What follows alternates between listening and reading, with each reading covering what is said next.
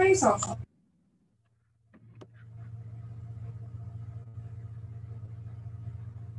selamat sore Pak Fuad.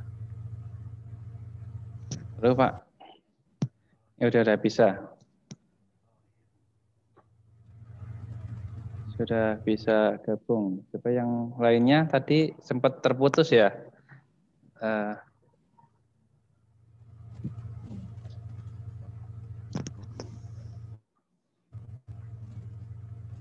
Oke, ini karena waktunya udah lewat jam 4 ya. Jadi saya mulai aja, nah sambil menunggu teman yang lainnya ikut join ya. Ini kedengaran nggak suara saya? Kira-kira, halo? Tes? Terdengar Pak. Terdengar, oke baik. Terima kasih. Baik, saya mulai saja. Oke, bismillahirrahmanirrahim. Assalamualaikum warahmatullahi wabarakatuh. Waalaikumsalam warahmatullahi wabarakatuh.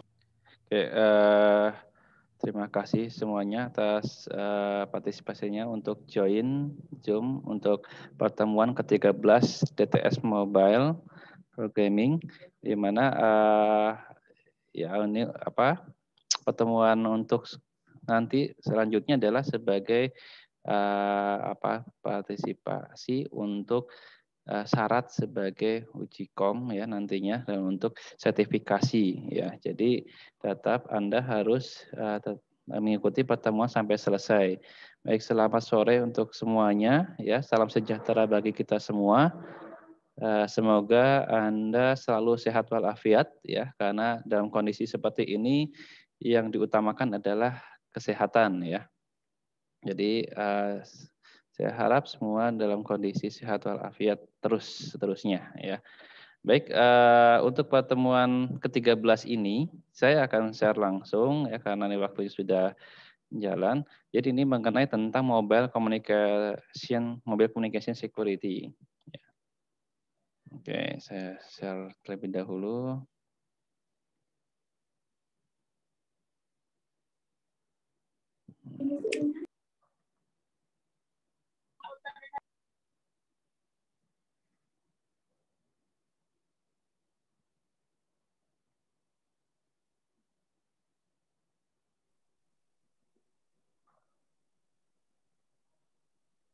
Oke, baik, sudah terlihat semuanya di layar Anda ya. Oke, ini mobile communication security ini di sini lebih diutamakan ya karena nanti aplikasi yang Anda sudah buat nantinya itu biasanya kadang kita misalnya terlalu tidak memperhatikan dari keamanan gitu ya. Jadi yang penting jalan aplikasinya bisa digunakan, tapi kadang kita ya tidak concern atau tidak menghiraukan dari segi keamanan. Sehingga untuk saat ini karena hampir semua aplikasi-aplikasi berbasis mobile, kemudian beberapa bidang itu sudah mengacu ke basis sistem informasi ya, berbasis teknologi informasi. Nah, dan juga kejahatan juga sudah mulai migrasi dari mulai yang fisik sekarang udah mulai ke yang digital gitu ya. Jadi oleh karena itu sekarang sudah ya harus concern terhadap keamanan ya, aspek keamanan ini ya. Jadi sehingga ya di materi ini disisipkan untuk lebih concern terhadap keamanannya juga ya. Selain kita membuat aplikasi ya yang bisa digunakan, tapi juga bagaimana aplikasi itu bisa aman, ya nyaman digunakan oleh pengguna, ya dan juga tidak khawatir pengguna juga menggunakannya, ya dan juga tetap mementingkan aspek dari kenyamanan dan keamanan dari pengguna itu sendiri, ya. Nah, jadi untuk mobile communication security ini strukturnya sebenarnya nanti hampir mirip dengan yang keamanan yang lainnya ya teman. Di sini lebih dititik beratkan kepada sisi aspek dari bisa dari ini ya, dari penggunanya software mobile-nya ya, atau misalnya dari penggunanya itu sendiri. Ya, contoh misalnya di sini lihat dari risiko keamanan dari mobilenya itu sendiri, dari perangkat.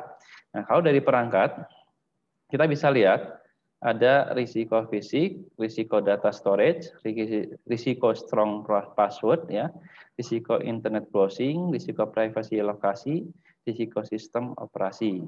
Ya. Nah, di sini di risiko fisik itu sendiri, ya ini mungkin risiko yang paling mendasar ya, yang dimiliki oleh perangkat mobile ya. Risiko fisik ini mulai diakses dari oleh orang ya yang tak berhak hingga risiko kehilangan. Ya, ini jadi kalau fisik ya mungkin dari aksesnya sendiri yang tidak berhak sampai benar-benar kalau hilang bagaimana gitu ya.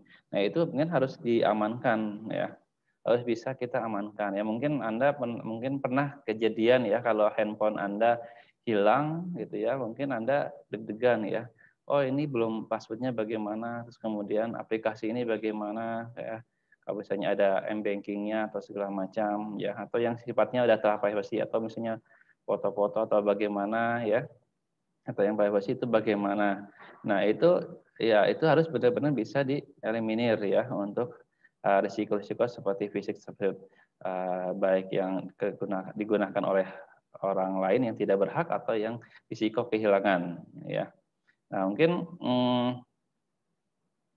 ya istilahnya kalau misalnya risiko dari orang yang tak berhak, mungkin ada orang yang mungkin sifatnya yang berbeda-beda ya, mungkin dia sifatnya ingin mengetahui data ya dengan berpura-pura misalnya meminjam, mengatakan ingin meminjam, kemudian atau ingin meminjam melakukan telepon atau mengirim SMS atau perangkat yang digeletakkan tanpa ada pelindungan keylog. Nah itu salah satunya adalah mungkin Anda harus mulai concern ya terhadap keamanan dari sisi mobile ini, dari segi fisik gitu ya terutama ya.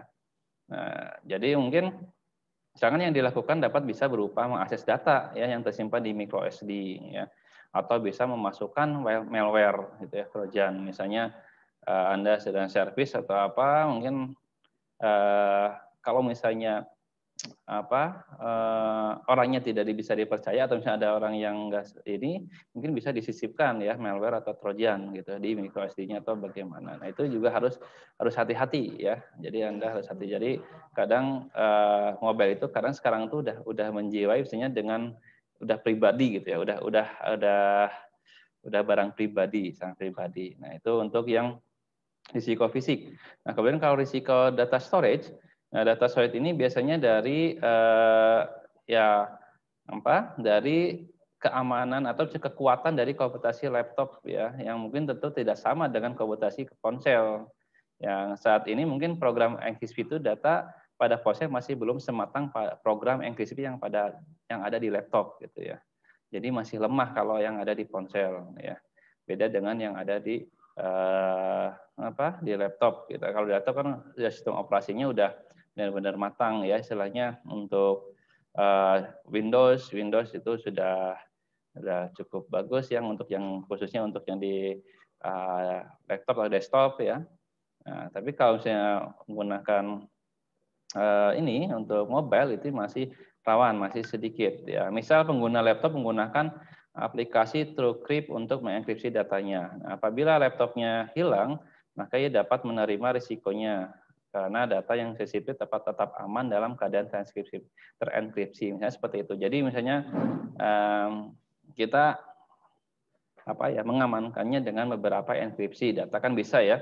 Kalau di laptop itu tinggal gunakan aplikasi-aplikasi enkripsi kemudian diamankan.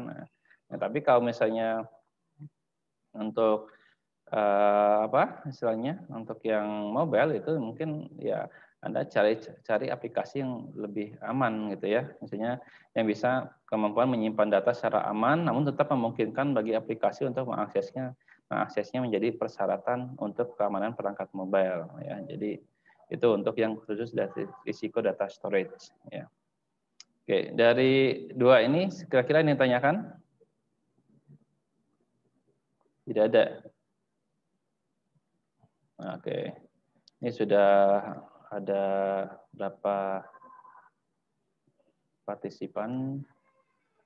Ada 15 ya, sudah ada 15 peserta yang sudah join.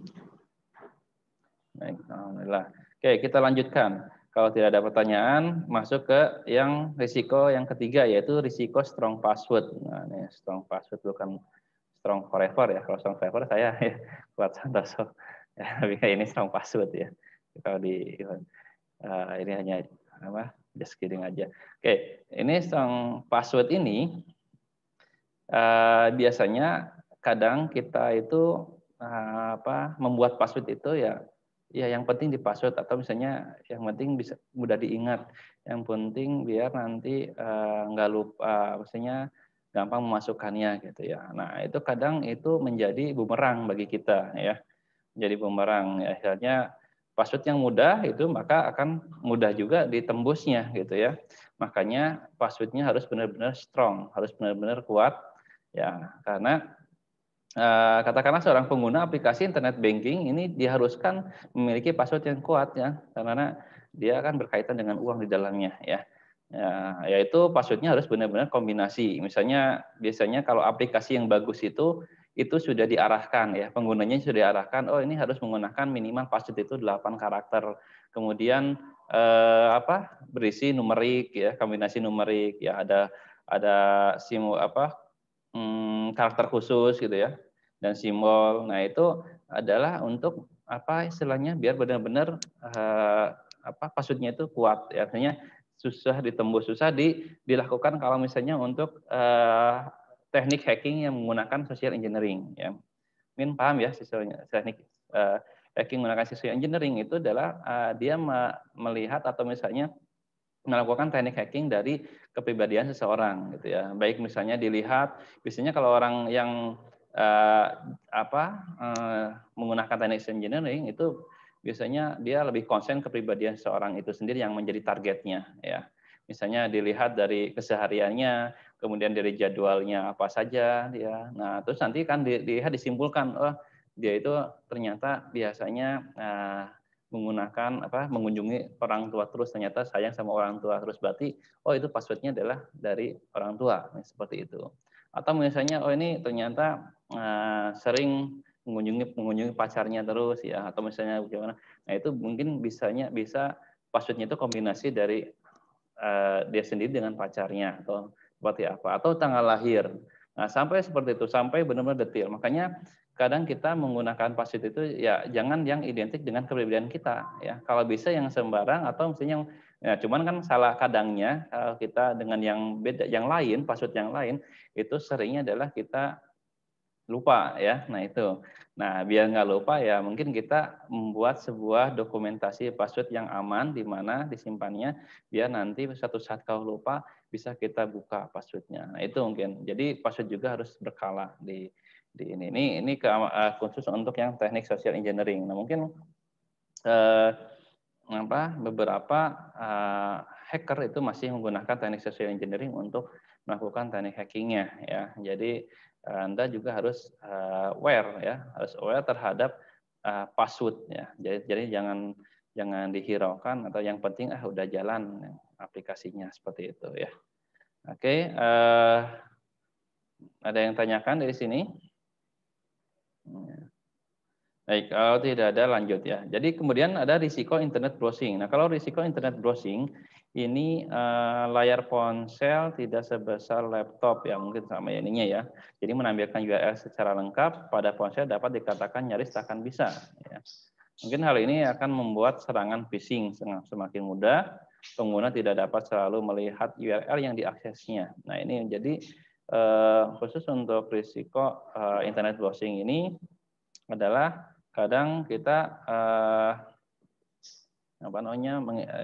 bisa menampilkan URL secara lengkap pada ponselnya. Ya, ini mungkin kadang nggak bisa ya. Cuman ini juga bisa penyerang itu bisa hanya memancing pengguna membuka ya, bisa menggunakan URL shortener. Jadi ada aplikasi lagi yang menggunakan untuk mengarahkan ke situs palsu. Nah ini mungkin khawatir, yaitu menggunakan teknik yang namanya dengan fake login. Ya, jadi kadang kan kalau di handphone itu kan tidak terlihat ya, pada saat kita buka browser kemudian kita ketikkan aja di Google, saya ingin mengunjungi situs BNM Banking mobile mobile banking atau internet banking BNI misalnya ya, seperti itu.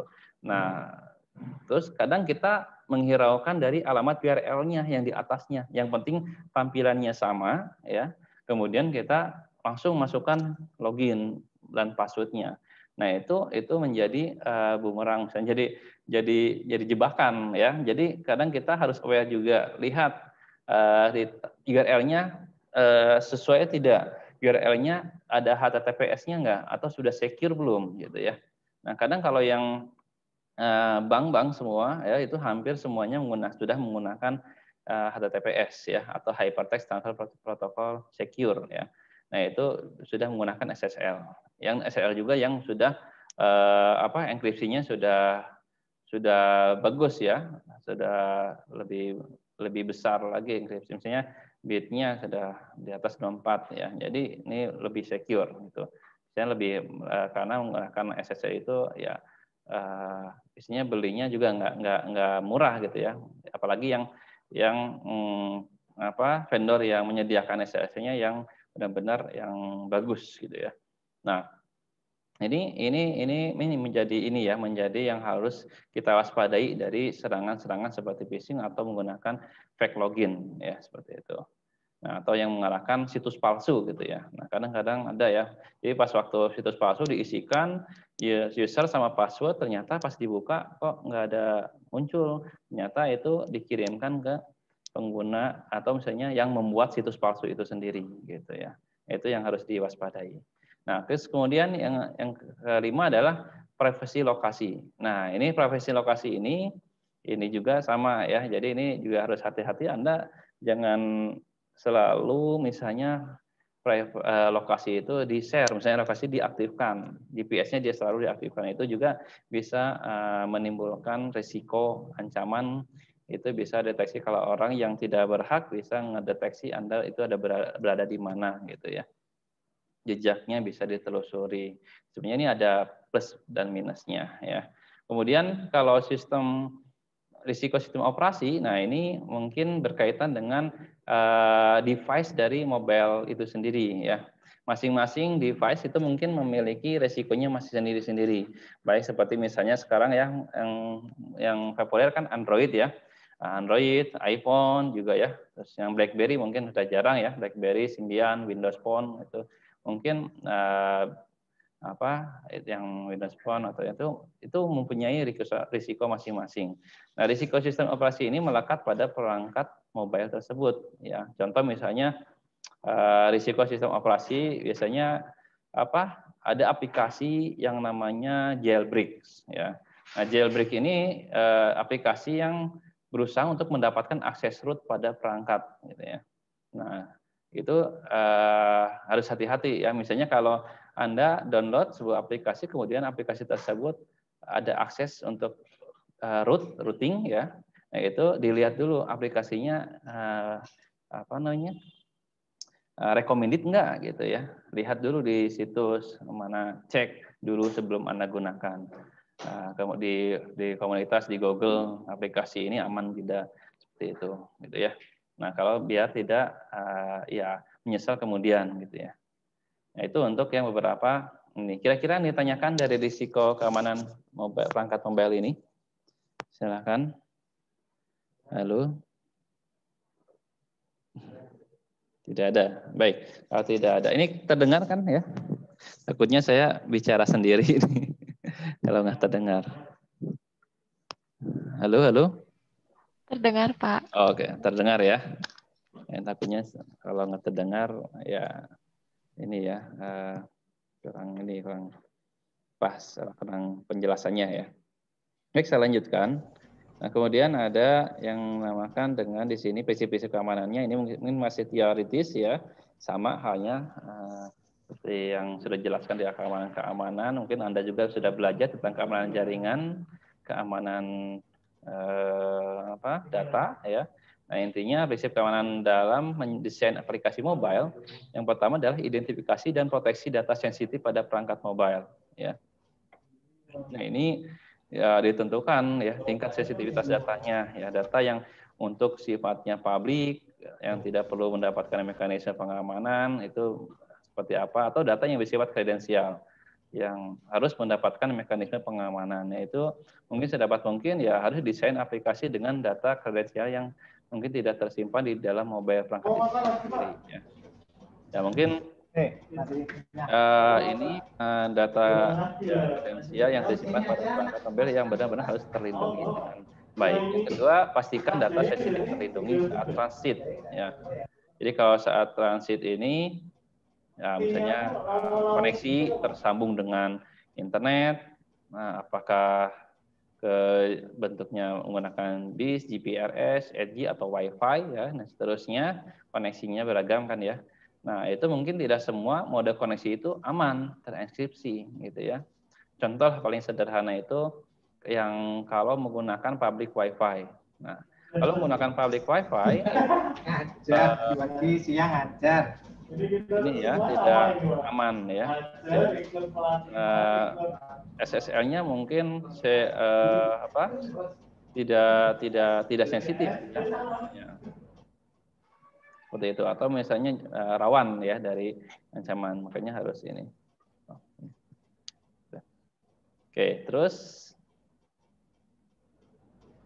tadi mana ini ya. Kemudian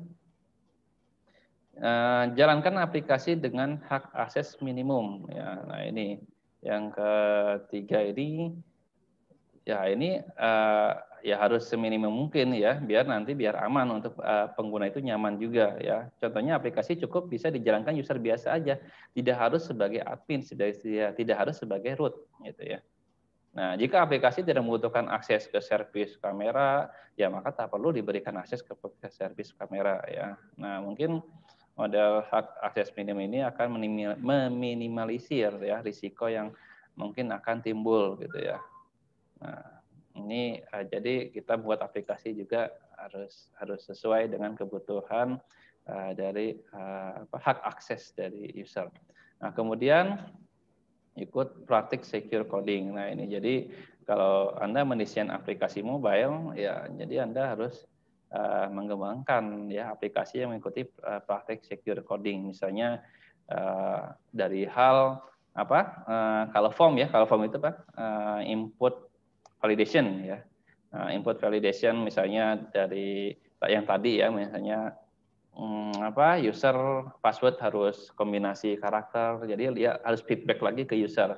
Jadi bagaimana mengembalikan ke user kalau misalnya tidak sesuai dengan yang dimintakan, atau misalnya untuk menghindari SQL injection, misalnya difilter gitu ya, difilter dari form maksudnya. Tapi kalau itu biasanya untuk istilahnya, kalau tidak, biasanya kalau di server API-nya itu harus ini, kalau menggunakan server klien ya, kalau menggunakan server klien ada dua pengamanan ya, dari sisi kliennya di mobile-nya pada saat user, dan satu lagi adalah dari sisi servernya. Jadi pada saat menerima server API-nya itu harus tanggap juga, harus filtering di situnya ya. Oke, ini ya, ini untuk yang ini, yang tanyakan dari sini kira-kira? Tidak ada? Baik. Tidak ada, lanjut ya. Oke. Kemudian mobile security testing. Nah, ini jadi pada saat uji coba ya, aplikasi ya, pengujian aplikasi, di sini Anda harus yang pertama harus paham ya. Yang pertama adalah memahami proses bisnis aplikasi itu sendiri. Kemudian menguraikan aplikasi atau decomposing application, mengembangkan skenario mengembangkan skenario serangan atau developing attack skenario. Nah, ini adalah yang harus Anda bisa lewati dari sini ya. Kemudian yang keempat, menentukan prioritas risiko atau prioritizing risk ya. Lakukan pengujian, conducting test, menganalisis hasil pengujian, dan terakhir merekomendasikan perbaikan. Nah, ini langkah-langkah yang menjadi fondasi ya dalam hal uji coba aplikasi mobile yang sudah dibuat ya. Yang pertama ya pasti yang memahami proses bisnis ini berarti fondasi awal ya, yang harus diuji ya, melakukan pengujian dengan memahami proses bisnis aplikasi itu sendiri. Nah, kalau yang tadi yang decomposing aplikasi, ini biasanya diceknya menggunakan, mungkin Anda sudah belajar kalau yang informatika ada yang disebut dengan uji kualitas perangkat lunak ya. Di mana uji kualitas itu di situ ada white box dan black box ya. Nah, di sini kalau black box itu berarti menguraikan aplikasi dengan cara printing ya, misalnya melakukan penguraian aplikasi ya dari arsitekturnya, atau misalnya melihat dari sisi di dalamnya, misalnya yang tidak terlihat ya. Kalau black box kan tidak terlihat, jadi yang di belakang layar, atau misalnya dari kodenya itu kira-kira aman atau tidak gitu ya. Jadi namanya decomposing application gitu ya. Nah, atau misalnya mengembangkan skenario serangan, uji cobanya dites dulu oleh kita sendiri ya. Misalnya ini kira-kira aman kalau menggunakan ini, tes aplikasi ini tembus nggak, seperti itu gitu ya. Dan lainnya. Oke. Dari sini yang ditanyakan kira-kira?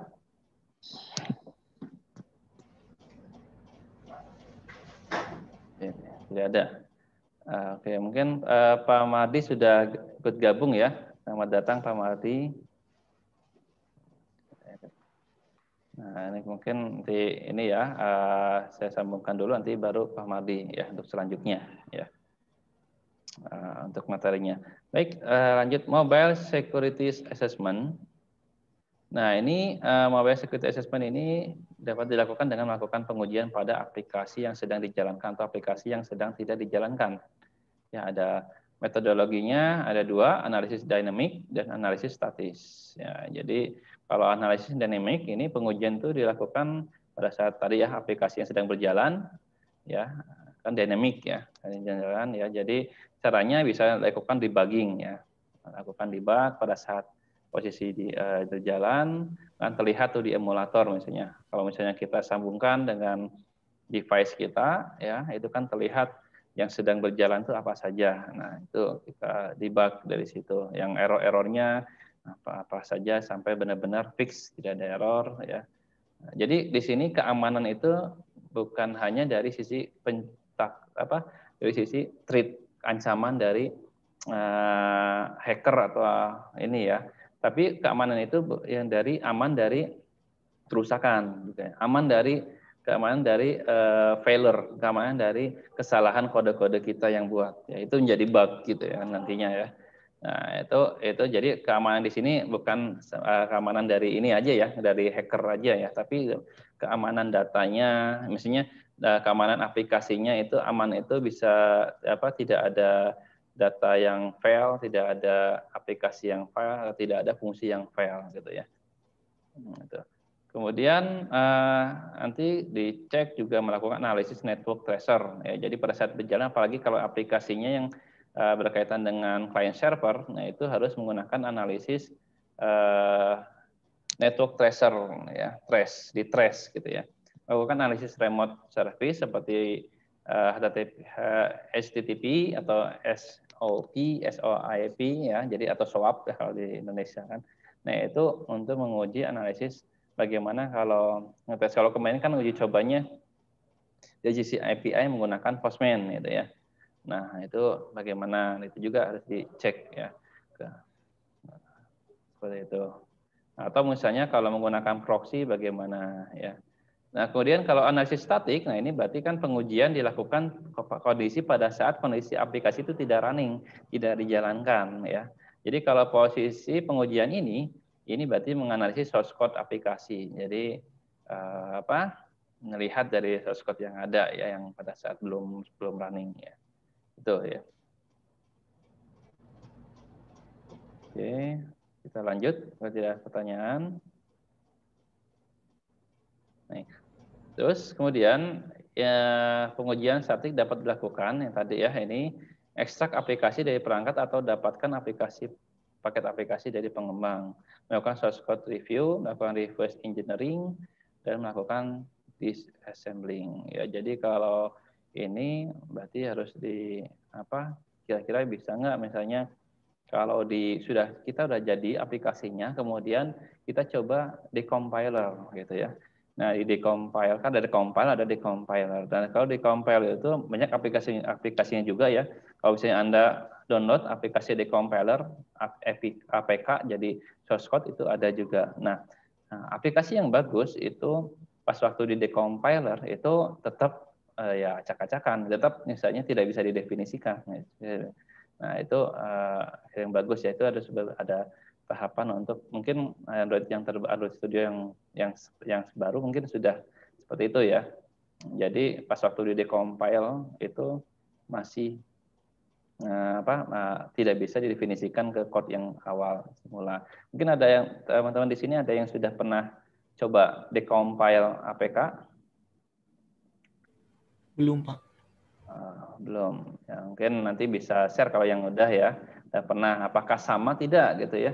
Source code, misalnya sekarang Anda buat aplikasi yang kemarin ya, nah nanti terus udah jadi APK-nya nih, kemudian di decompile. Ya, decompile, nah jadi source code lagi kan. Nah itu cek sama enggak, kalau sama berarti masih ada kelemahan bug, masih ada di bug di Android Studio ini, berarti harus di patch lagi ya. Nah, tuh. Kemudian nah ini di wireless, nah ini mungkin pada saat kita akses wireless, nah ini mungkin tadi ya, kalau sifatnya public, ini harus hati-hati. Jadi di command wireless ini ada dua keamanan, yaitu WFP dan WPA. Ya. WFP itu Wired Equivalent Privacy, WPA Wi-Fi Protected Access. Nah jadi ini harus dilihat, kalau misalnya Anda akses hotspot, akses Wi-Fi, itu dilihat dulu dari akses keamanannya. Kalau misalnya menggunakan atau public, yaitu mungkin keamanannya full, berarti siapa aja bisa akses ya. Nah, tapi kalau misalnya ada seperti ini WFP atau WPA, berarti ini terbatas. Nah, cuman terbatas ini pun ada dari sisi resiko yang di ini ya, bisa ada risiko keamanan, ancaman juga. Yang pertama, kalau menggunakan WFP itu mudah disadapnya ya. Jadi kalau ini biasanya dari sisi access point-nya. Nah, tapi kalau sekarang sudah menggunakan WPA. WPA itu lebih aman dari WFP atau WPA 2, apalagi yang pre-key 2 itu sudah lebih aman ya. Jadi sekarang rata-rata access point yang sekarang di public, misalnya di yang sudah diterapkan di mana-mana itu sudah menggunakan WPA. Nah, jadi sudah jarang menggunakan WFP gitu ya. Nah, jadi sebenarnya udah lebih aman gitu ya. Nah, jenis-jenis ancaman jaringan wireless ya tadi ya, sniping, drop, kemudian denial. Nah, ini tadi kalau misalnya ini udah menggunakan keamanan, apalagi kalau misalnya publik tidak ada menggunakan keamanan, itu yang harus kita waspadai. Kalau misalnya di tempat publik gitu ya. Tapi kalau dikira ada login lagi yang menggunakan user login lagi, itu sebenarnya sudah aman ya, sudah, karena dari sisi aplikasi keamanannya gitu ya. Mungkin nanti bisa beberapa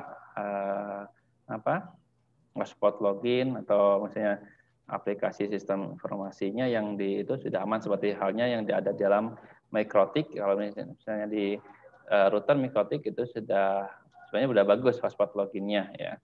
Nah, atau misalnya mengembangkan sendiri itu bisa. Jadi nanti ada filtering atau firewall di dalamnya. Jadi sudah ada firewall penangkal kalau misalnya ada yang diwaspadai adalah adanya aplikasi-aplikasi yang di luar ya kehendak kita, misalnya seperti sniping atau memata-matai ya. Nah, ini sniping to eavesdrop ini adalah paket yang merupakan data seperti HTTP, email, dan lainnya, SSH, itu yang melewati wireless, itu dapat dengan mudah ditangkap dan dianalisis oleh attacker itu ya, menggunakan aplikasi sniper.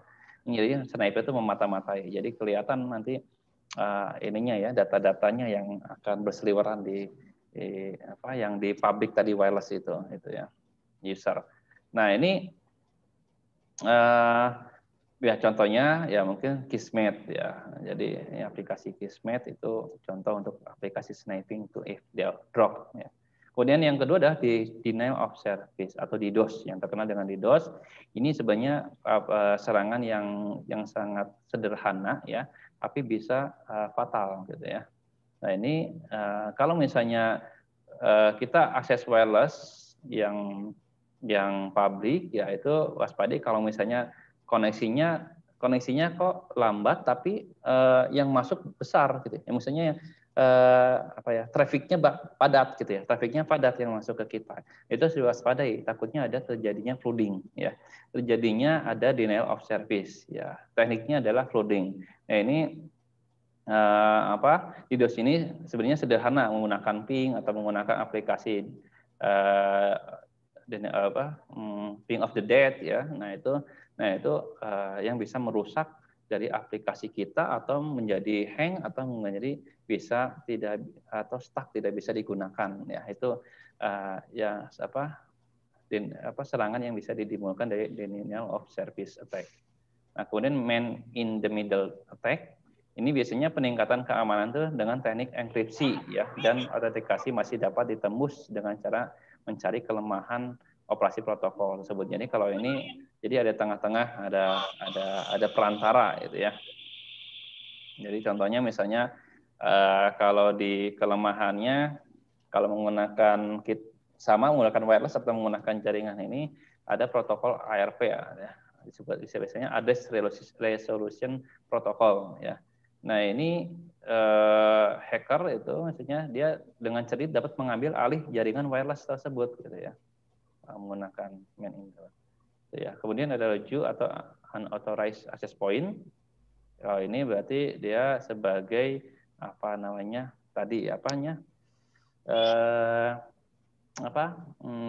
fake access point, fake hotspot ya. Mungkin ada orang yang secara sengaja dia broadcast access point-nya dengan yang sama, yang publik ya, tapi dengan izin untuk menyusup ke jaringan tersebut secara ini, misalnya menangkap data-data gitu ya. Nah itu atau satu lagi adalah dia ya penyerang itu dia menyusup ke jaringannya ya melalui apa ini ya yang ilegal ini ya. Nah itu kemudian konfigurasi access point yang tidak benar. Nah ini juga sama ya, yang penting jalan aja ya. Nah tanpa menghilangkan sisi aspek keamanannya, itu bahaya ya, bisa mungkin kalau yang tidak sesuai maka bisa digunakan dengan teknik-teknik yang teknik hacker yang umum ya, contoh seperti wall hawking ya, atau wall driving, wall flying, wall spamming ya, atau wall spying. Nah, itu banyak lah jadi untuk kenal. Oke, dari sini menanyakan kira-kira. Nah, kita lanjut ya. Baik, kemudian selanjutnya ada VPN. Nah, ini VPN ini adalah satu metode pengamanan yang membentuk koneksi logikal antar beberapa node dalam jaringan yang bersifat publik. Jadi biasanya dia lebih aman karena virtual. Bentuknya adalah tidak menggunakan jalur yang umum, tapi jalur yang khusus. Ya.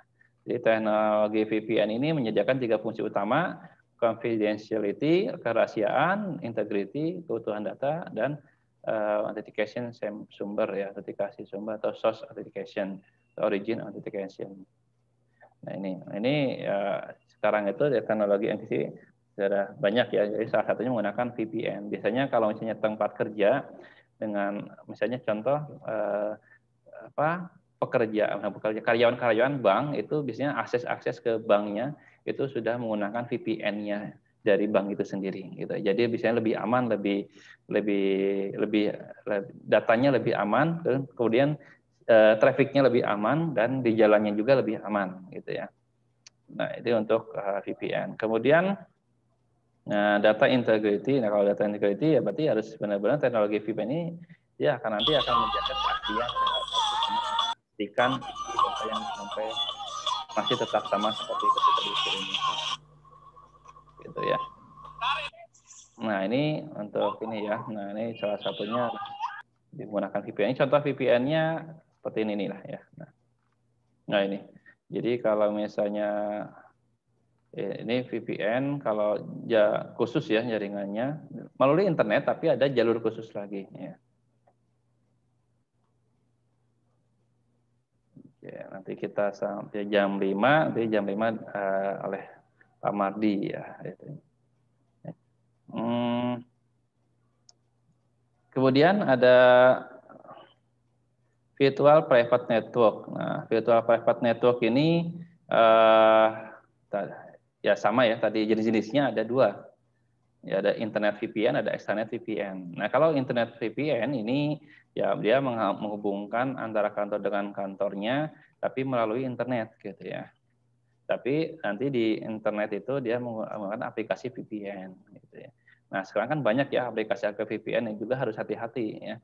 Jadi Anda jangan sembarangan menggunakan VPN, aplikasi VPN yang sembarang, karena itu ya dia menggunakan jalur melewati server VPN-nya dia itu sendiri. Nah, kalau servernya tidak dikenali dengan baik atau tidak trust atau tidak bisa dipercaya, ya itu data kita ya singgah dulu di sana gitu ya. Nah, itu bisa disadap, bisa ada ya spy di situ ya. Ya, tapi kalau misalnya dipercaya ya aman data kita ya. Oke, itu kemudian yang extranet VPN ini biasanya untuk menghubungkan satu perusahaan dengan perusahaan lainnya ya, misalnya pemasok dengan penjual atau partner bisnisnya ya, partner bisnisnya ini biasanya hanya bertukar informasi atau data yang biasa lebih cepat ya, tapi di sini ya hanya backbone saja, maksudnya tidak melalui jalur internet ya, jadi langsung extranet ya. Nah, tapi kalau ini misalnya lebih besar, maaf ya, kalau ini kalau internet sama extranet itu misalnya gini, kalau yang extranet ini sebagian ada yang terkoneksi dengan internet atau sebagian ada yang tidak gitu ya. Extranet VPN. Oke, ini remote access VPN. Ada dua ya, di jenis VPN ada remote access VPN, ada site to site ya. Kalau remote ya tadi berarti kita dial dulu ya, mulai internet dial, kemudian nanti koneksi user ke LAN yang menggunakan perusahaan untuk para pekerjanya yang membutuhkan koneksi ke jaringannya dari berbagai lokasi remote. Ya, kalau remote access VPN ini memberikan pekerja untuk mengakses data-data dan segala sumber daya dimanapun berada ya. Jadi kalau yang VPN seperti itu, remote access VPN seperti itu. Kalau site to site ya berarti ini antar providernya ya. Jadi kalau misalnya bank A dengan bank B, misalnya bank BNI dengan BNI cabang dengan BNI pusat misalnya. Nah, itu aksesnya adalah dia menggunakan VPN. Nah, tapi si pekerjanya, dia karyawannya, dia nggak usah, dia langsung otomatis direct seolah-olah seperti hanya menyatu antara bank pusat sama bank yang cabangnya gitu ya. Jadi side to side. Gitu.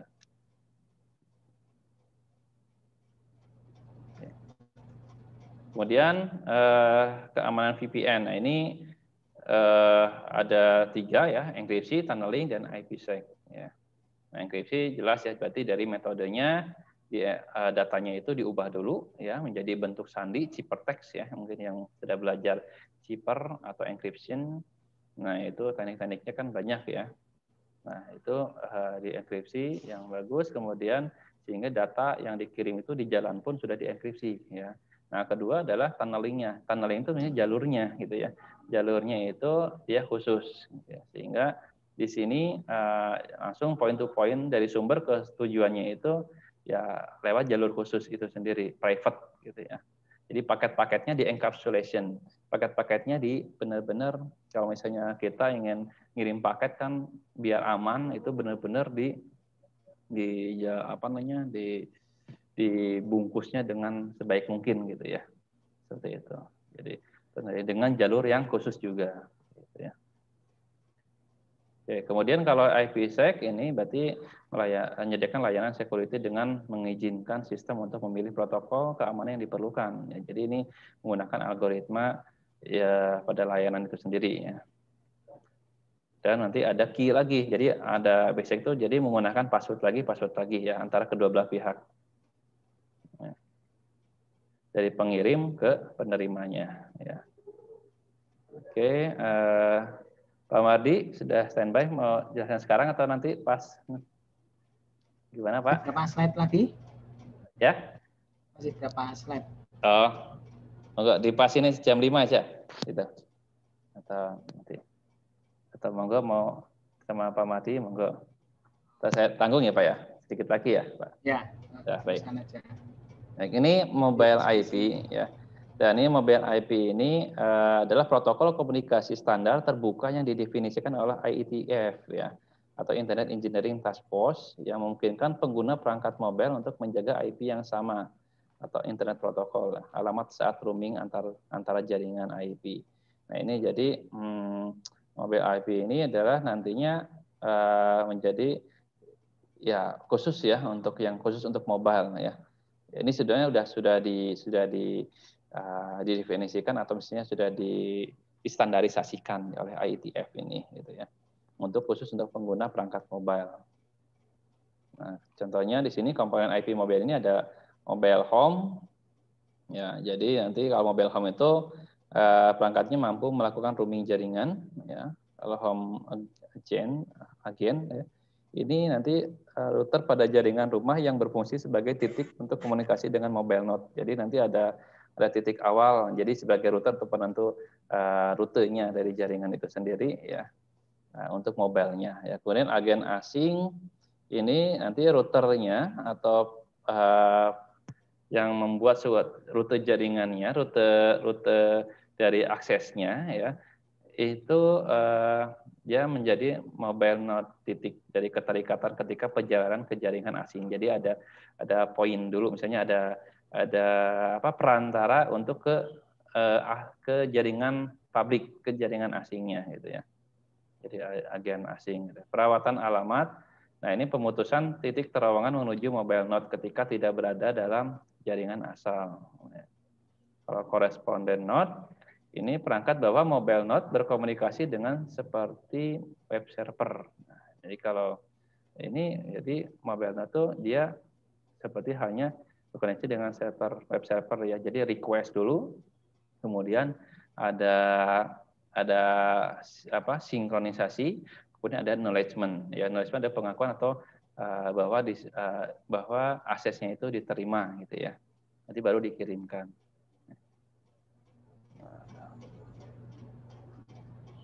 Oke, ini di sini dasar-dasar masuk ke mobile security-nya ya. Sudah masuk ke security-nya, ini sedikit lagi. Menjelaskan wireless vulnerabilities ya.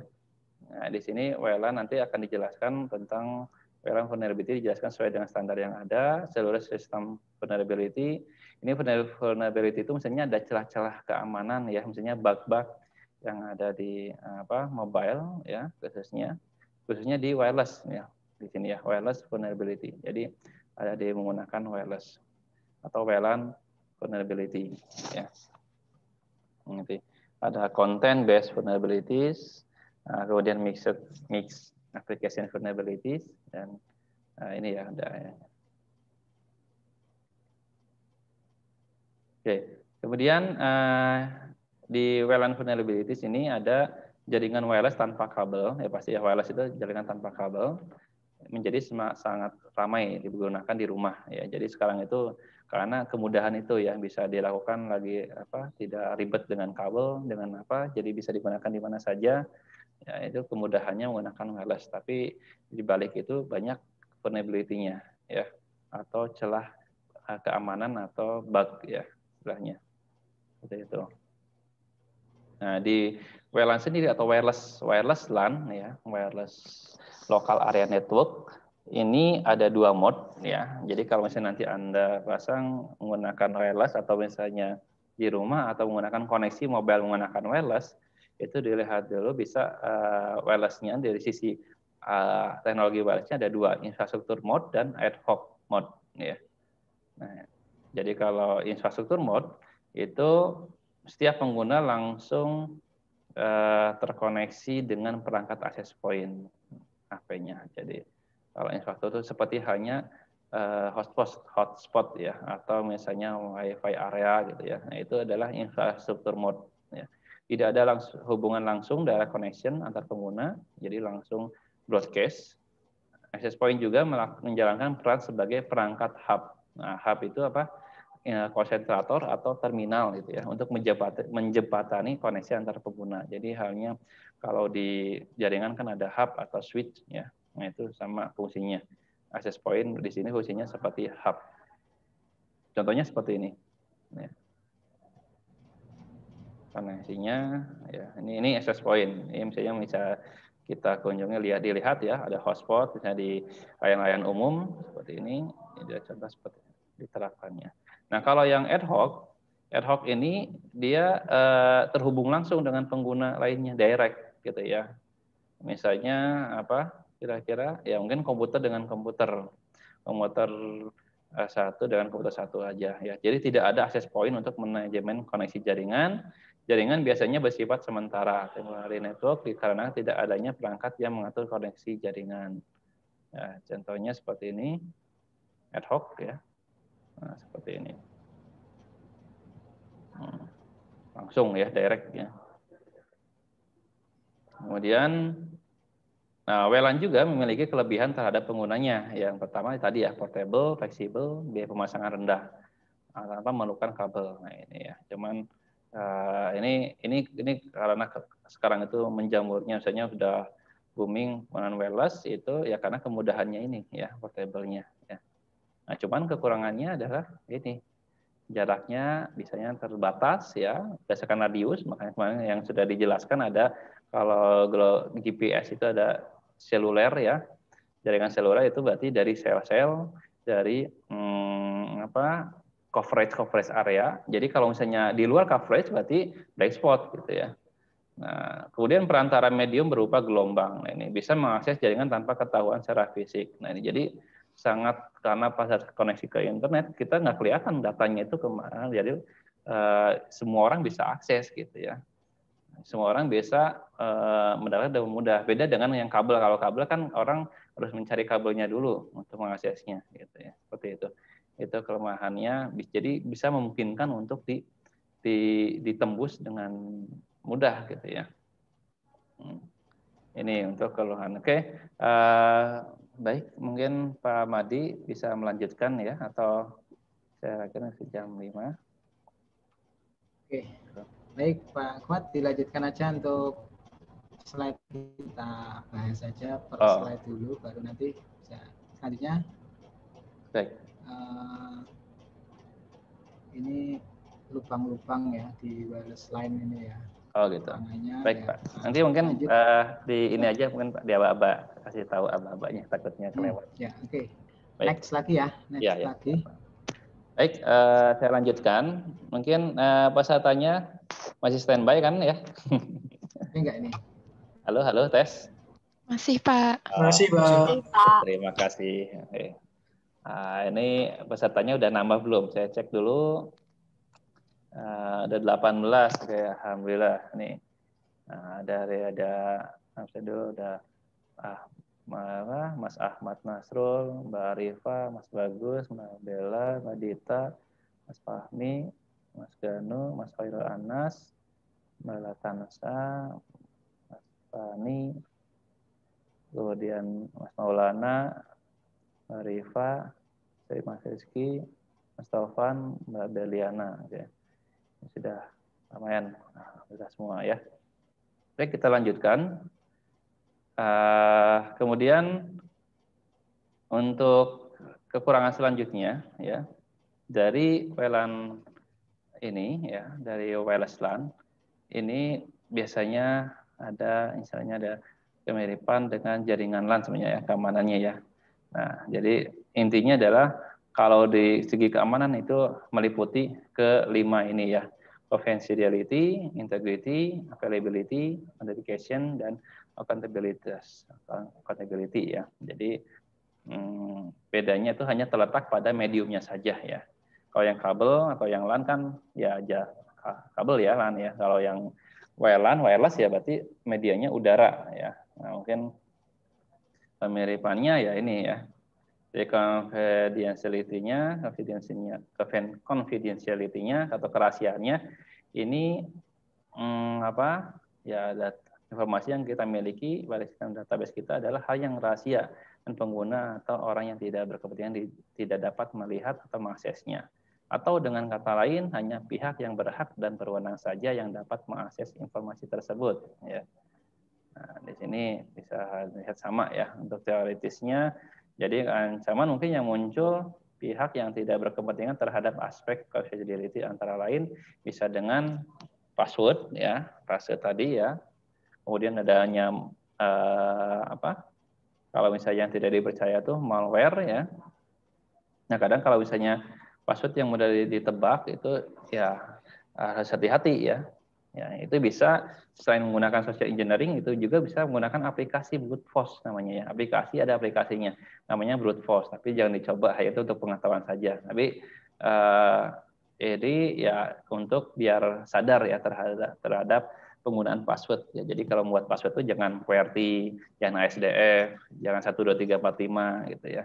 Nah, itu kan umum, itu gampang ditebaknya gitu ya. Nah, atau yang mudah dihafal atau misalnya yang kombinasi itu ada ininya apa? Ada kamusnya ya, kamus password gitu ya.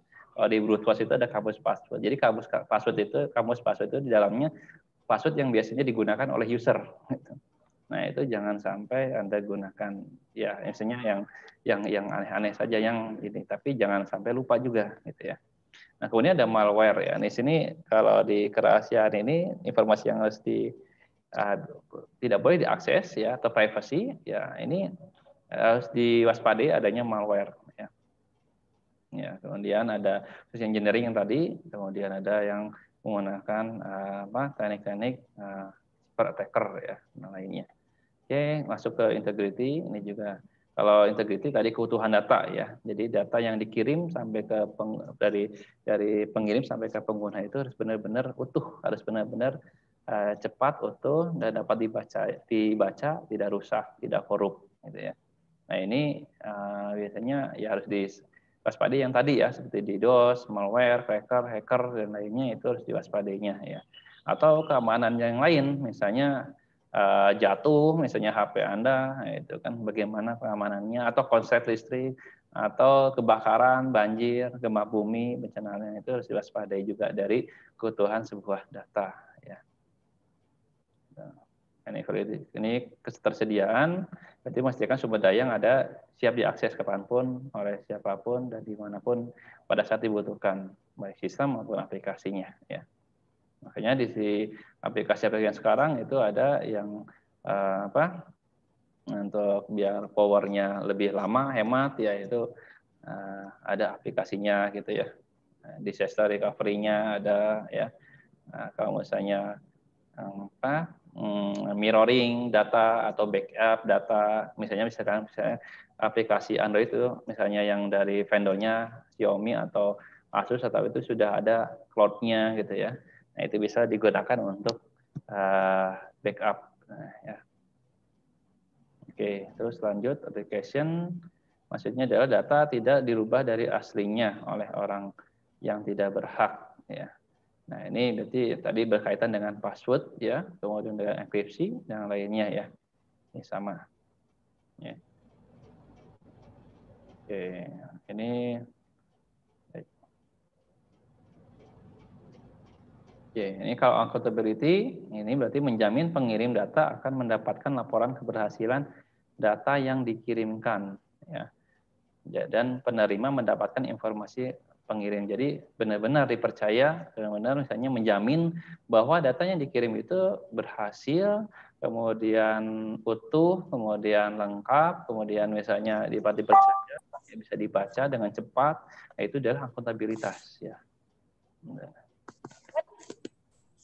Ya, baik, secara umum di sini terdapat dua perhatian pada jaringan WLAN. Ya.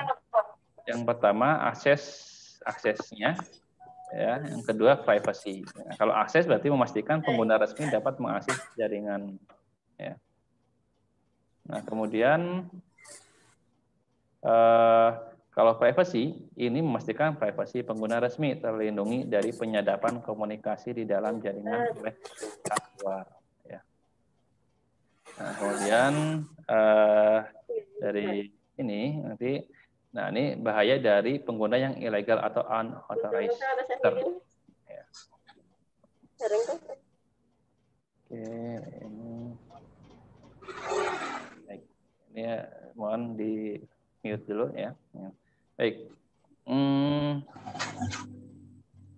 Oke, bahaya dari yang ilegal atau unauthorized user, yaitu yang pertama dapat memperoleh akses ke sistem utama langsung, kecenderungan ingin merusak sistem, ya, menggunakan jaringan bandwidth yang dikhususkan pada pengguna resmi.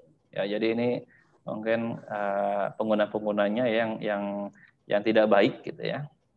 Nah, dia menurunkan kinerja jaringan bila melakukan serangan aktif, ya, meluncurkan serangan yang mencegah pengguna resmi untuk mengakses jaringan atau penyalahgunaan informasi sistem untuk menyerang sistem jaringan lainnya. Nah, ini harus diwaspadai dari bahaya pengguna yang ilegal dari WLAN ya, dari wireless. Nah, ini jenis serangannya ada serangan aktif dan serangan pasif. Nah, kalau serangan aktif ini ada masquerade atau pemalsuan identitas diri atau masking ya, masking identitas. Nah, kemudian modification of message, modifikasi pada transisi, pesan pada transisi ya, menangkap paket data tadi sniping ya atau capture data. Kemudian membanjiri lalu lintas jaringan dengan paket data. Nah, tadi menggunakan denial of service DDoS, ya, menggunakan flooding dan menggunakan ping of the dead ya tekniknya ya. Kemudian serangan pasif, ya, di sini ada eavesdropping ya, pengintaian mendapatkan informasi rahasia, ya, sniping, ya, traffic analisis terhadap lalu lintas jaringan. Ya. Oke. Kemudian contoh serangannya tadi, serangan yang aktif tadi itu adalah tadi ya, ada masquerade, ada session hijacking attack, man in the middle attack, ya, untuk modifikasi, replay attack, denial of service.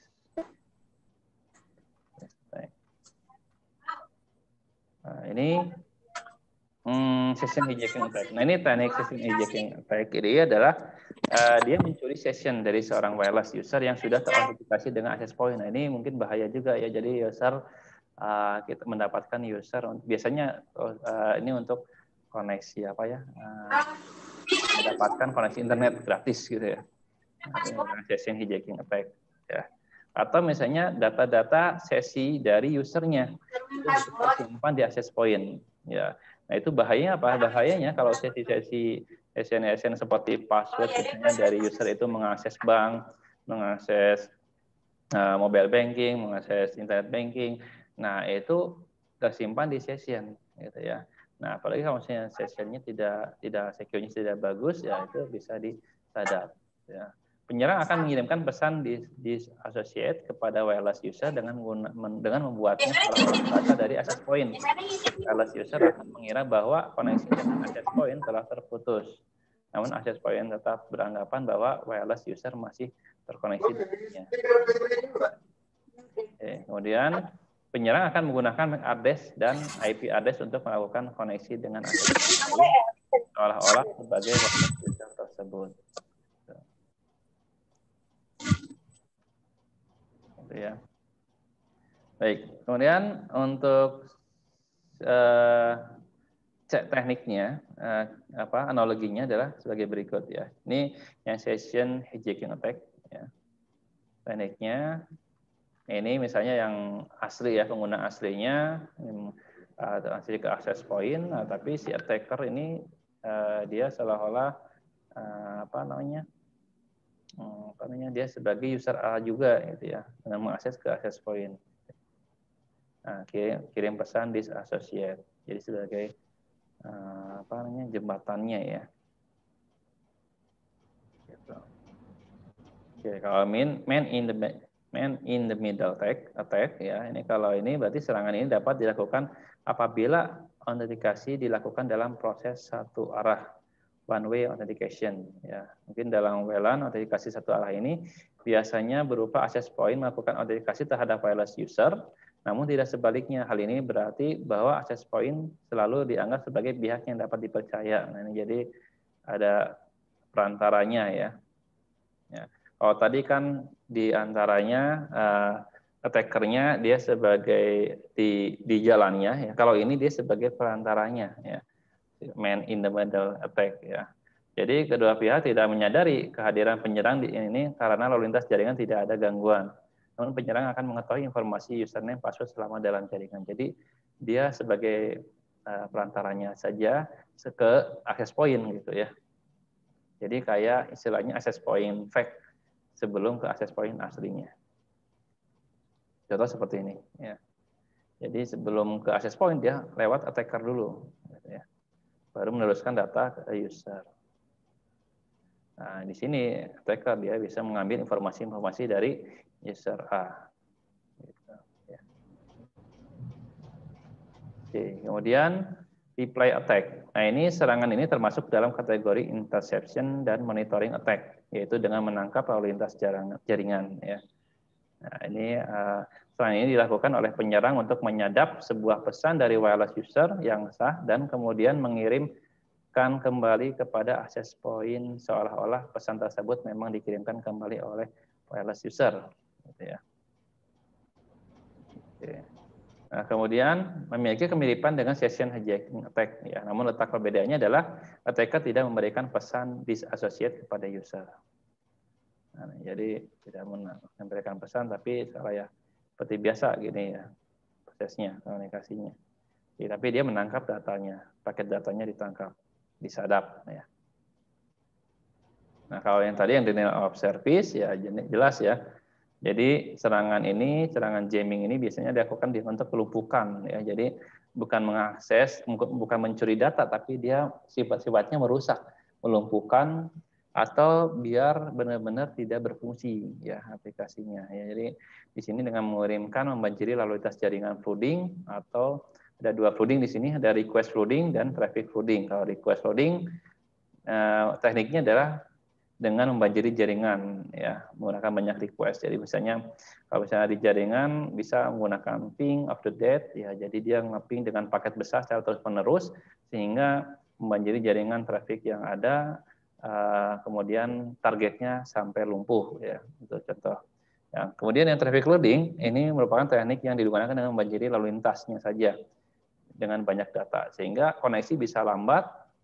Atau pengguna tidak bisa menggunakan akses internet ya, atau yang ini contohnya ya.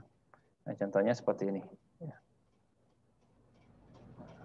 Ini biasanya attacker ini bisa dari luar atau bisa dia langsung targetnya menyusupkan, biasanya bentuknya adalah apa namanya malware ya, nah, misalnya atau menggunakan virus ya diinjeksikan ke usernya atau ke PC user client ya. Kemudian dia tidak aktif tapi dia nge-request ke data ke targetnya.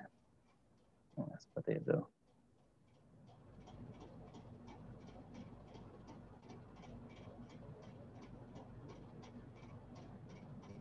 Oke, baik. Sekarang ke kerentanan jaringan seluler atau cellular vulnerabilities ya. Oke, dari sini mungkin ada yang tanyakan dari yang Welan. Silakan. Belum, Pak. Oke, belum. Close ya.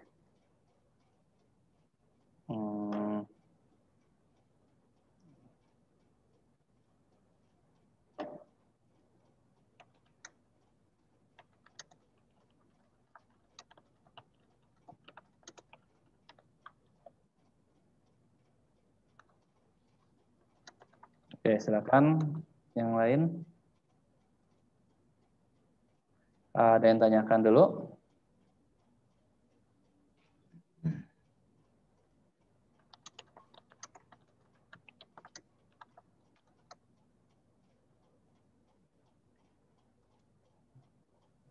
Ini Mbak Melian, ini sudah ada 21 ya, sudah nambah ya. Nah, ini oke, kalau tidak ada, saya lanjutkan ya.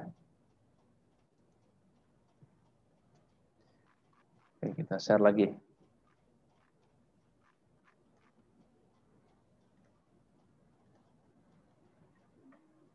Oke, baik. Di kerentanan itu maksudnya vulnerabilities ya, atau apa kelemahan dari sebuah sistem seluler ya. Nah, di sini ada beberapa vulnerability di seluler ini. Ya, mungkin setiap device pasti ada ya. Nah, ini mungkin lebih ke apa yang digunakannya. Yang pertama adalah tadi untuk meningkatkan kapasitas penggunaan device mobilnya benar-benar maksimal ya. Kemudian Di sini sistem yang digunakan pada jaringan seluler adalah sistem yang menggunakan daya rendah sehingga lebih cost efektif dalam penggunaannya.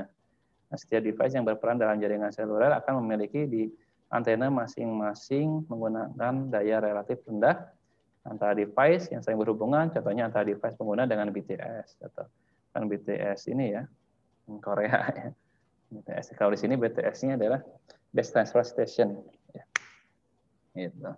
Akan menggunakan frekuensi yang berbeda agar mengurangi terjadi interferensi ataupun crosstalk ya. Jadi crosstalk tuh semuanya jadi apa? Kalau bicara tuh semuanya berbicara ya, tidak ada gantian, tidak ada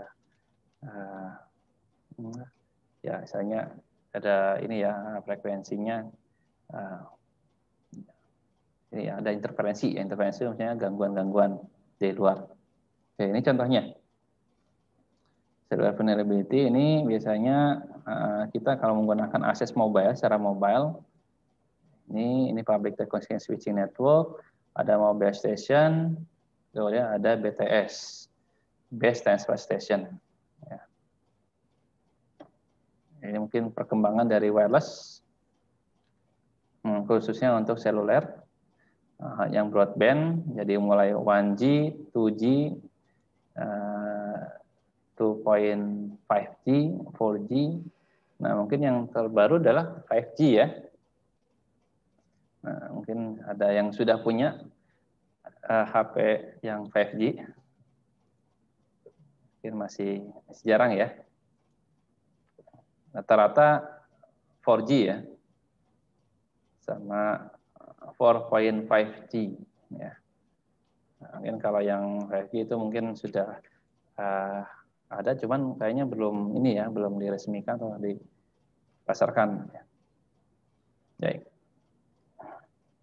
Nah, ini untuk teknologi seluler di sini ada dua komunikasinya, teknik komunikasinya, yaitu menggunakan VDMA dan TDMA. Ya, kalau Frequency Division Multiple Access itu VDMA, tidak mengolah dari frekuensi ya. Jadi di sini sistem multiple access yang menempatkan seorang pelanggan pada sebuah kanal berbentuk pita frekuensi band komunikasi. Jika salah satu pita frekuensi dianggap sebagai satu jalan, maka FDMA merupakan teknik satu pelanggan satu jalan. Jadi ini teknik menggunakan FDMA. Kalau TDMA ini memberikan satu pita frekuensi untuk dipakai beberapa pelanggan. Nah, ini contohnya sebenarnya kalau ya HP yang CDMA ya, mungkin sekarang masih ada nggak ya HP CDMA?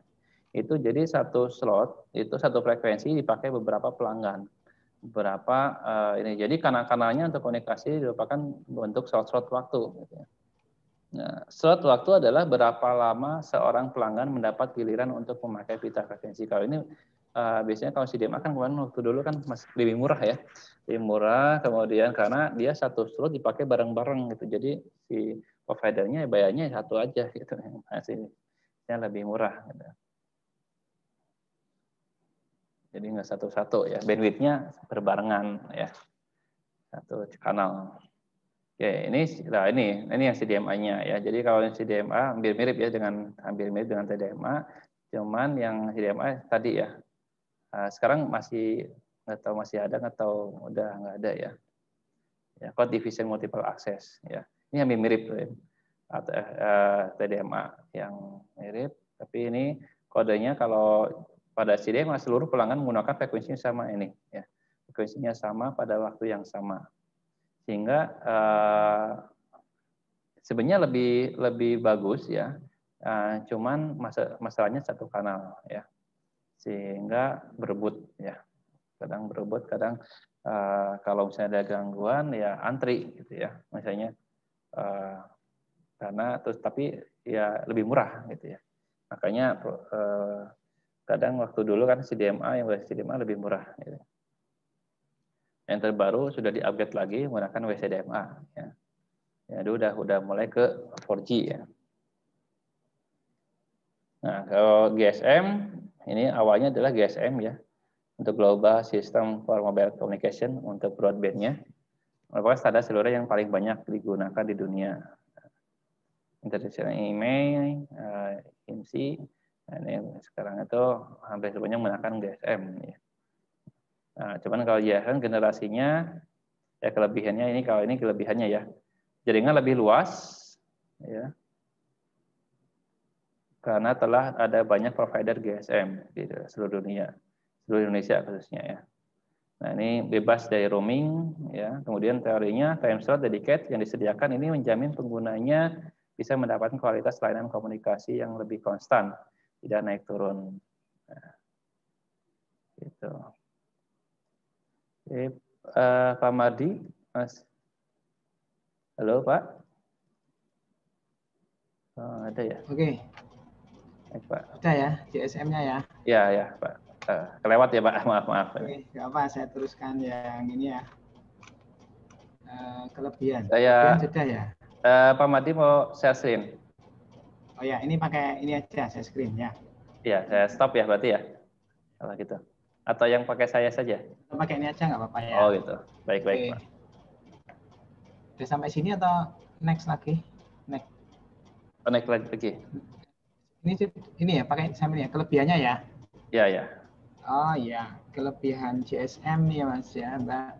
Jadi kita ini belajar tentang jaringan dulu ya, jaringan yang nanti kita pakai untuk aplikasi mobile kita ya.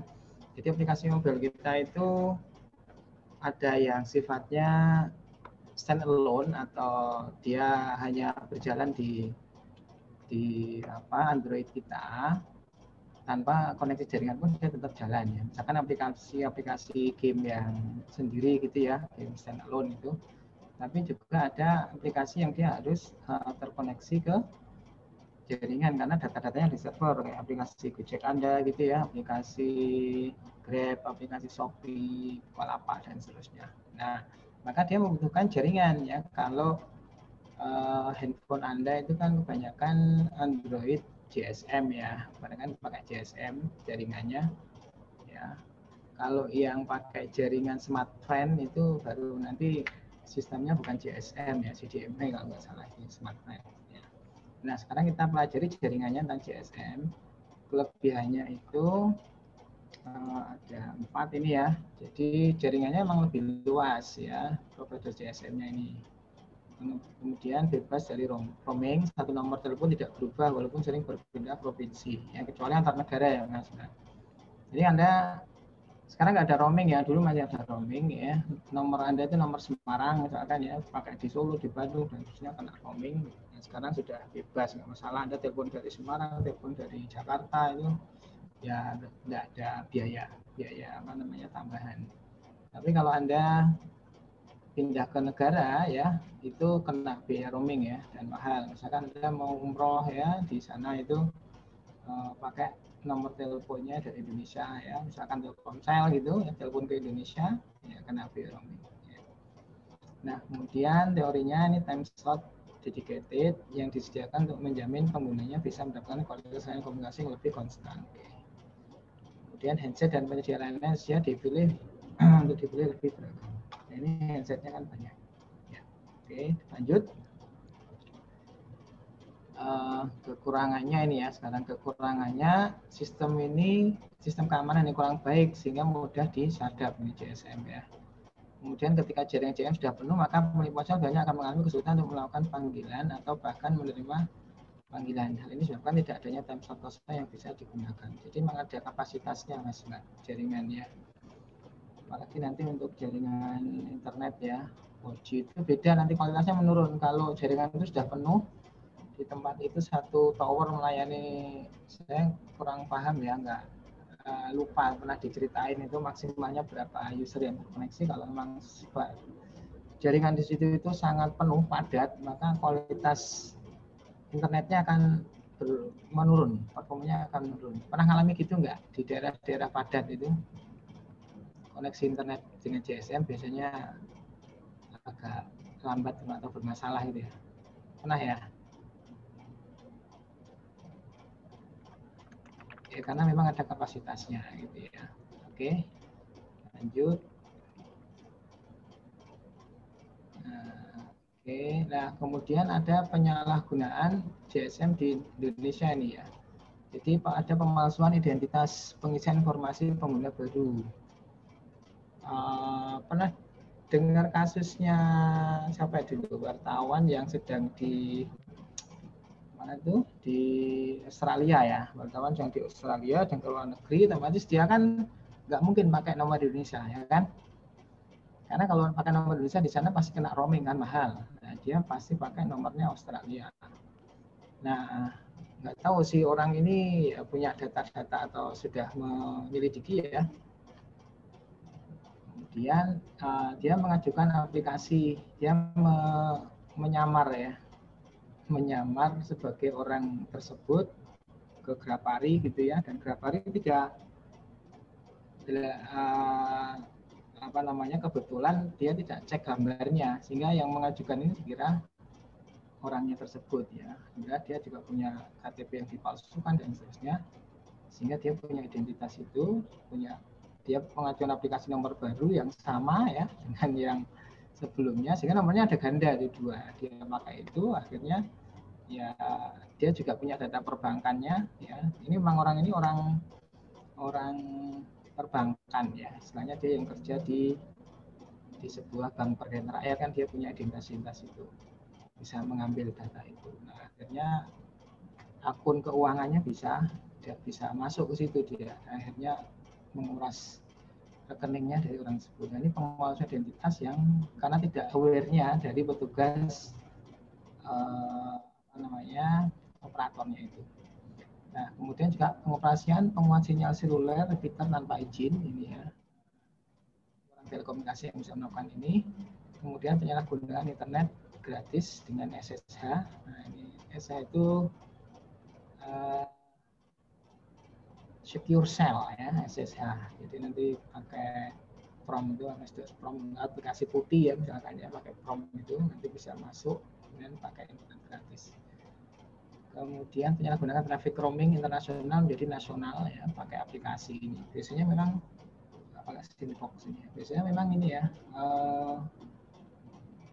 orang melakukan hacking itu biasanya dia dibantu oleh aplikasi-aplikasi, sehingga nanti dia bisa masuk ke mesin, kemudian mengambil alih mesin tersebut dan kemudian melakukan penyalahgunaan. Oke, next.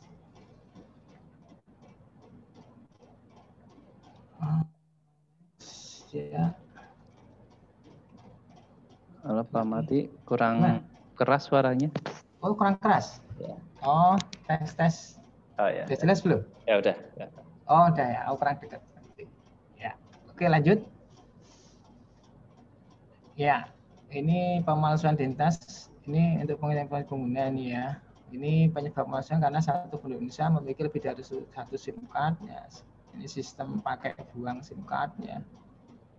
Untuk aktivasi SIM card menggunakan registrasi NIK atau KK, terdapat Indonesia yang didaftar melalui NIK KK yang punya atau yang punya outlet. Nah, ini nanti banyak nomor, bisa satu orang gitu ya misalkan ya. Atau nomor itu identitasnya nggak valid gitu ya, karena yang entry yang punya outlet gitu ya. Nah, ini dulu saya di Malaysia itu sudah valid ya, satu orang itu untuk maksudnya punya kartu yang kemudian identitasnya harus dicatat.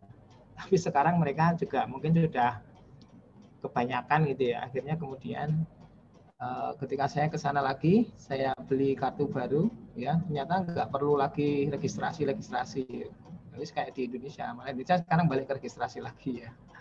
Kalau di Malaysia balik tidak registrasi karena mungkin terlalu dianggap terlalu merepotkan gitu ya, akhirnya nggak ada registrasi lagi. Sekarang kita balik lagi registrasi. Nah, yang isi memang pemilik outletnya ya, pemilik outletnya kan bisa di Singapura kan juga bisa ya, diisi sembarang kan bisa. Nah kalau saat kartu SIM itu diisi dengan data atau KK orang lain dari pemilik outletnya kan berarti bisa digunakan untuk ya hal yang macam-macam ya. Ya, ini yang bisa terjadi penyalahgunaan identitas, pemalsuan identitas ya. Oke, lanjut. Nah, kemudian penguat sinyal seluler repeater tanpa izin, ini penyebabnya terdapat kantor atau rumah yang memiliki sinyal jelek pada salah satu operator. Nah, kemudian operator besar ini ada 3 nih ya, PTN sudah tersebar. Nah ini nggak boleh nih ya. Nah, akhirnya repeater yang masuk area mengganggu sinyal dari BTS operator lain. Contoh perkuat sinyal pendengar Telkomsel. Namun karena memasangkan izin akhirnya melemahkan sinyal yang lain gitu ya. Jadi ada memang di gedung-gedung itu Mas Mbak. Jadi ada alat namanya repeater untuk memperkuat sinyal dari operator tertentu gitu ya. Tapi akhirnya nanti memperlemah yang lainnya. Oke, lanjut. Kita ketahui saja ini pokoknya ya. Terus kalau yang penyalahgunaan internet gratis ini masyarakat yang membutuhkan internet, namun harganya mahal gitu ya. Apalagi sekarang musim kelas online ini kan 1 jam mungkin kira-kira 500 mega kan, lumayan banyak ini. Nah, kemudian terhadap sharing knowledge yang beredar bebas di internet tentang konflik penggunaan SSH dan akun SSH. Nah, metodenya cara umum berupa injek pada service provider atau pakai aplikasi ini ya. Nah, ini Anda bisa googling aja nih ya bagaimana teknisnya, hanya di forum-forum hacker, forum-forum underground kayaknya banyak ini ya. Oke, lanjut. Kalau yang traffic penyalahgunaan traffic roaming ya tadi yang kalau pindah internasional yang antar negara itu maraknya voice call dari luar negeri ke Indonesia. Nah, ini ada oknum yang tersebut dengan melalui perangkat SIM-POP. Nah, ini telepon luar negeri masuk ke Indonesia tidak dikenakan tarif roaming internasional, mereka dikenakan tarif lokal. Ini kalau melalui telepon ya, bukan melalui WA dan terusnya ya. Kalau WA kan internet ya. Oke, lanjut. Kemudian ada pemalsuan user ya. Penyusup mengirimkan sinyal pengguna kepada perangkat jaringan agar meyakinkan perangkat tersebut bahwa penyusup merupakan pengguna yang asli. Nah, ini perangkat yang dimodifikasi namanya mobile station. Ya. Kemudian untuk pemalsuan jaringan atau sinyal operatornya, penyusup mengirimkan sinyal kepada pengguna agar meyakinkan pengguna bahwa penyusup merupakan jaringan yang asli. Ya, umumnya perangkat yang dimodifikasi adalah base transceiver stage BTS-nya. Ya, ada BTS palsu ini ya. Tapi ini orang telekomunikasi yang bisa melakukan ini ya, ahli-ahli telekomunikasi ini. Oke, lanjut. Ya, kita ketahui aja ada. Kemudian ada man in the middle, tadi juga sudah dijelaskan ya. Dia menjadi perantara ini ya. Kemudian ada eavesdropping, ini mata-matai ya. Dia masuk ke jalur sinyal dan jalur data, kemudian memata-matai itu ya. Oke, lanjut. Udah dan ya. Oke, sekarang yang terakhir ini kerentanan aplikasi ya. Lanjut lagi, next. Nah, ini kita berada di layer 7 ya untuk aplikasi. Nah, aplikasi layer 7 melalui HTTP ya. Terus lanjut. Nah, risiko pada keamanan aplikasi desktop ini ya. Ini akses ilegal data pelanggan atau data perusahaan. Nah, ini kalau bisa masuk ke desktop ya udah dicuri semua ya. Pencurian data sensitif seperti data kartu kredit, kemudian terjadinya cracking aplikasi ya. Oke, lanjut. Kalau yang aplikasi jaringan ini pengalihan link ke web yang berbahaya, kemudian di device ya, webnya di device, kemudian phishing ya. Phishing itu apa istilahnya ya? Ini dapat pemberitahuan email yang kan mengecoh gitu ya, suruh mengirimkan username, password ya. Yang ngirim Pak Mardiono misalnya gitu ya, suruh menyamar Pak Mardiono, ngirim pada semua peserta DTS untuk mengirimkan username dan password emailnya gitu ya. Nah, semuanya pada patuh dikirimkan ya, akhirnya username sama passwordnya ya keambil semua itu ya. Kemudian malware distribution ya, ini nanti software yang jahat ini ya, yang kemudian masuk ke perangkat ya, komputer atau di handphone yang kemudian bisa mencuri data-data misalkan ya, dan lain sebagainya. Kalau denial of service berarti serangan kepada komputernya, servernya itu ya. Lanjut, jadi sudah. Oke, sudah ya. Jadi itu sekedar untuk diketahui saja ya. Dan sekarang mulai marak ini ya, mulai marak apa namanya Mas, yang terakhir ini ada kasus-kasus yang bisa kita ambil pelajarannya ya. Apa namanya, pengambil alihan akun WhatsApp ya. mengambil alihan akun WhatsApp ini mulai marak ini ya, terutama yang jadi pejabat-pejabat ini ya. Jadi ini pakai teknik social engineering ya, social engineering. Biasanya orangnya itu gaptek ya, gaptek atau mungkin lagi blank nggak sadar ya. Dia tiba-tiba dapat kiriman WA dari orang yang sudah kenal gitu ya, padahal itu akun itu sudah dibajak juga ya, terus kemudian dia dimasukkan ke grup, misalkan grupnya orang-orangnya juga sudah dia kenal gitu ya. Nah kemudian dia diminta untuk nanti mengirimkan informasi kode notifikasi yang dikirim lewat SMS gitu ya, padahal si yang mau mengambil alih akun ini dia sudah install WA, kemudian memasukkan nomor dari yang akan ditembak tadi ya, misalkan nomornya Pak Kuat, tak masukkan ke HP saya, WA saya install baru ya. Kemudian otomatis Pak Kuat kan dapat SMS dari WA ya terkait kode notifikasi kan. Tuh. Kalau Pak Kuat masih blank ya, akhirnya oh ini yang dimaksud tadi bapaknya tadi tuh ya, Pak Marti nih ya, padahal Pak Marti nomornya sudah dihack oleh orang lain misalkan ya. Akhirnya dia kirimkan kodenya itu. Nah akhirnya kode itu dimasukkan ke HP-nya sini ya. Nah, kemudian kan otomatis akunnya Pak Kuat sudah ambil alih ke sini ya. Pak Kuat pakai WA-nya sudah nggak bisa karena sudah berpindah ke sini. Jadi pahami nggak kira-kira skenario-nya? Nah, nanti bisa balik nggak? Bisa. Pak Kuat nanti bisa uninstall WA-nya lagi, kemudian dia install WA lagi, masukkan nomornya dia, kan nanti SMS masuk ke dia kan gitu ya. Kode SMS masuk lagi ke dia. Tapi sayangnya server WA-nya itu membatasi pengiriman kode SMS-nya itu kalau sudah berapa kali gitu ya, misalkan 2 kali atau berapa gitu ya, itu dia harus nunggu 12 jam. Ya, selama 12 jam itu si penipu tadi ya, yang sudah mengambil akunnya Pak Kuat tadi itu kemudian punya grup-grup ya, di situ kan ada teman-temannya juga Pak Kuat, dia chat satu-satu gitu ya, minta uang dan sebagainya. Tolong dong transfer uang, nanti sore tak ganti gitu ya. 1 juta, 2 juta lah. Dikiranya Pak Kuat memang butuh uang betul kan, padahal itu akunnya sudah dibaca. Hati-hati. Uang, pulsa dan seterusnya. Jadi kalau ada teman Anda yang di grup tiba-tiba itu ada yang jual pulsa, tolong saya kirimkan pulsa 200.000 ke nomor Telkomsel ini gitu ya misalkan. Ya nanti saya transfer gitu. Kalau ada yang minta pulsa seperti itu, berarti itu akunnya sudah dihack, ya, akunnya sudah dihack. Atau secara japri minta transfer uang, nah itu akunnya sudah dihack, biasanya begitu. Dan nanti bisa balik lagi ya, sayangnya server WA-nya itu membatasi ya, depending 12 jam, ya. Teman saya itu depending 12 jam, sehingga baru 12 jam bisa keambil alih lagi, tapi kan orang itu sudah melakukan banyak penipuan-penipuan ya. Teman saya kebetulan dosen, mahasiswanya kan pada manut ya, minta pulsa terus sampai 2 juta ya.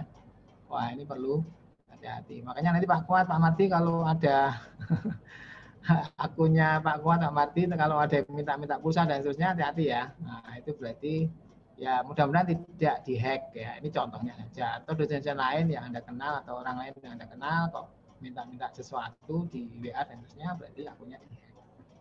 Nah, itu sekarang lagi marak ya, dan penipunya memanfaatkan namanya social engineering ya. Jadi dia sudah bisa menghack salah satu akun, kemudian dia lakukan social engineering ke akun-akun yang lain yang dikenal oleh akun itu, dan biasanya pejabat-pejabat ya. Oke, itu mungkin tambahan ya tentang berbagai kasus security di transaksi mobile dan jaringannya ya. Mudah-mudahan ini wawasan ini bisa memperkuat ya awareness, kesadaran bagi kita untuk ya hati-hati, ataupun bisa menyampaikan kepada masyarakat tentang keamanan bertransaksi di jaringan gitu ya. Ya sebenarnya kalau cerita tentang wireless tadi itu apapun sistem pasti ada kelemahannya ya Mas Mbak. Intinya di situ sih filosofinya, sistem apapun sekuat apapun pasti ada kelemahannya. Ya, dan Anda pun bisa melakukan teknik hacking yang sangat sederhana sekalipun ya. Browsing di internet aja banyak ya. Misalkan ya ini tak kasih tahu tapi ya mungkin Anda sudah pernah melakukan ya. Misalkan ada akses point ya, akses point yang password gitu ya, ID password gitu. Terus kemudian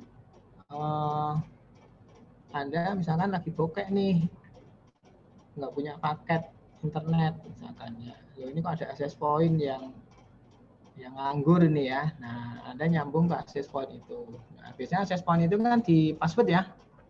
Ya nggak? Tadi ya BPE, BPA itu tadi ya. Kan ada passwordnya ya. Kalau connect, benar nggak? Ya, pernah menghacking passwordnya apa, mencari passwordnya ada, pernah nggak? Mas Ganu kayaknya pernah ini. Atau Mas Bagus? Enggak, Pak. Mbak Fitrah pernah? Belum pernah? Ya, nanti di googling aja. Oh, ini yang mbak-mbak masih lurus-lurus saja nih ya. Ini yang cowok-cowoknya karena ini sering ini ya. Di googling aja nanti wifi password using MS-DOS gitu ya. Nanti ketahuan ya. Nah, jadi Anda nanti bisa kasih perintah NetSH ya, WLAN show gitu ya, profiles, kemudian nama apa, SSID-nya atau nama access point-nya apa, kemudian spasi key sama dengan clear. Nah, nanti cari di situ keterangannya yang security setting-nya, di situ ada security key dan key content. Nah, di situ letak password-nya. Nah, ketemu, Anda bisa masuk ya. Tapi itu namanya nyuri ya.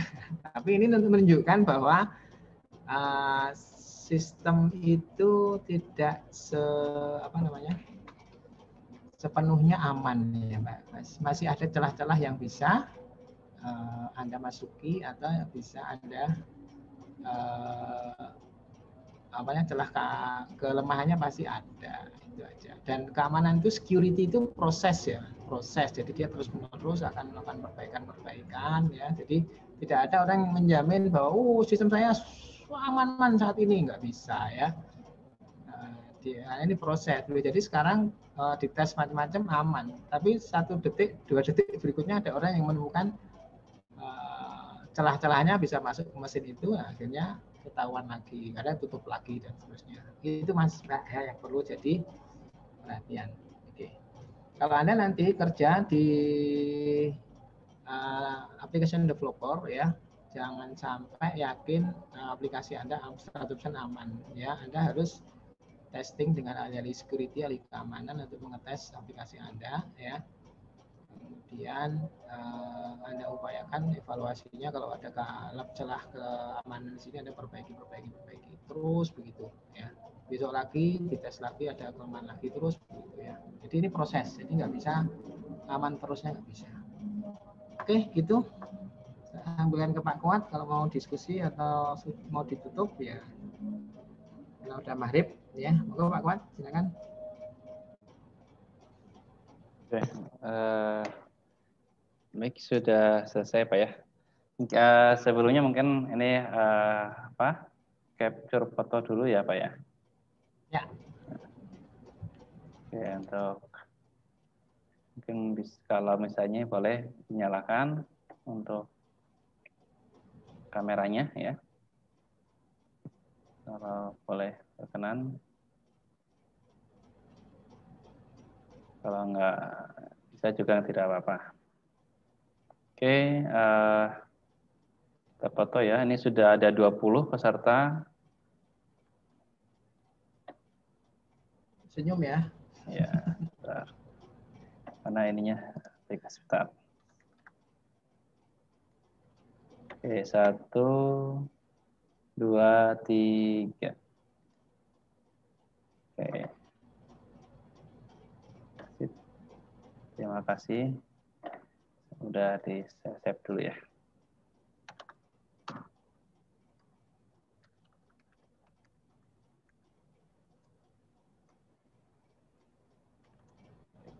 Fitrah bahagia banget nih, temennya siapa itu? Sebelahnya siapa itu?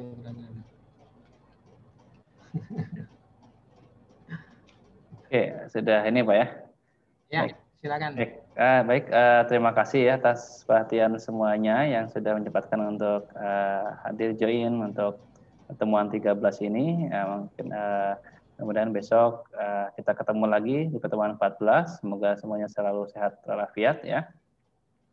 Nah, ini bermudah semua urusan dilancarkan semuanya. Baik, ada pertanyaan enggak sebelumnya? Sebelum saya tutup? Tidak ada. Baik, kalau tidak ada, Belum, mungkin, ya, Mbak Beriana ada ditanyakan? Belum. Oh, belum ya. Baik, kalau tidak ada pertanyaan, mungkin saya tutup ya. Tutup. Wabillahi taufiq wa hidayah. Wassalamualaikum warahmatullahi wabarakatuh. Waalaikumsalam. Waalaikumsalam warahmatullahi wabarakatuh. Oke, saya izin live ya semuanya.